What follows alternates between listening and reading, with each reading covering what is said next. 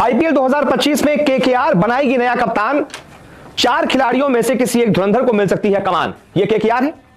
Question mark लगा हुआ है कि क्या केकेआर बनाएगी नया कप्तान। यह सवाल इसलिए क्योंकि श्रेयस अय्यर, जिन्होंने अपनी कप्तानी में केकेआर को पिछला सीजन जिताया, खबर सामने आ रही है कि वो खुद केकेआर फ्रेंचाइजी छोड़कर किसी और फ्रेंचाइजी में जाना चाहते हैं। वजह वो ज्यादा बेहतर जानते हैं।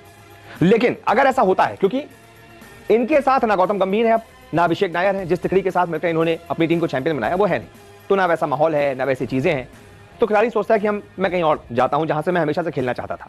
तो खबर सामने आ रही है कि ये जो है अय्यर साहब, ये डीसी जाना चाहते हैं, दिल्ली कैपिटल्स जाना चाहते हैं। और वहां वैसे ही खबर सामने आ चुकी है कि डीसी ऋषभ पंत को बाय बाय बोलने वाली है, वो उनसे खुश है नहीं, तो मोस्ट प्रोबेबली ये डीसी चले जाएंगे। तो केकेआर को एक कप्तान की तलाश होगी।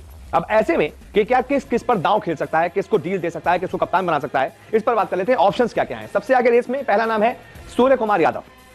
मुंबई इंडियंस में अभी तक बतौर बैटर खेलते थे, लेकिन जब से इनका कद बढ़ा है, इन्होंने इंडिया को टी20 वर्ल्ड कप जिताया, उसके बाद इनको टी20 का कप्तान बना दिया गया। अब भाई एक जो इंडियन टीम का कप्तान है वो किसी टीम में एज अ बैटर तो नहीं खेलेगा। अब ये भी कप्तानी करेंगे आईपीएल में, और मुझे लगता है कि ये मुंबई से कह देंगे भाई मुझे रिलीज कर दीजिए आप, मुझे किसी टीम का कप्तान बनना है, मुझे बड़ी डील चाहिए।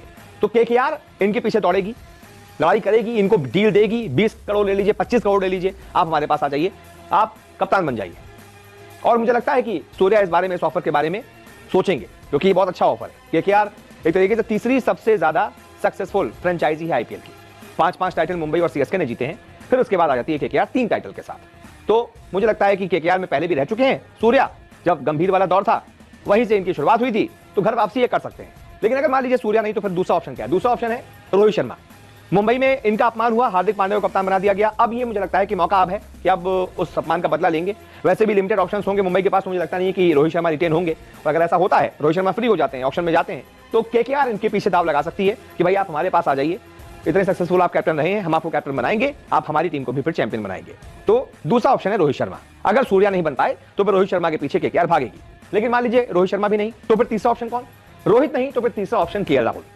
टीम इंडिया में इतने सालों से खेल रहे हैं, कद बहुत बड़ा हो चुका है, तीनों फॉर्मेट के प्लेयर हैं, बहुत अच्छे खिलाड़ी हैं, प्लस कप्तान भी बड़े कूल है। एलएसजी के साथ हमने देखा है कि बड़ी कूल एंड काम एंड कंपोज रहकर कप्तानी करते हैं। लेकिन एलएसजी ये भी छोड़ सकते हैं, ये तय है। एलएसजी के मालिक ने, गोयनका साहब ने किस तरीके से इनको बीच मैदान फटकार लगाई थी, वीडियो वायरल हुआ था, सबने देखा।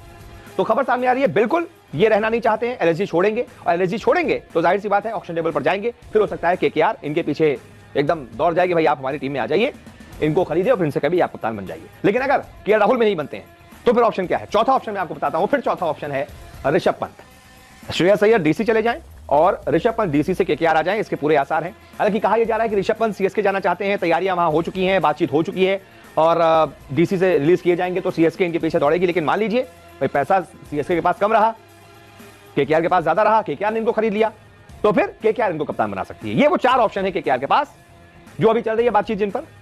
और अगर अय्यर केकेआर छोड़ने का फैसला करते हैं, तो इन 4 में से किसी एक को कमान सौंपी जा सकती है।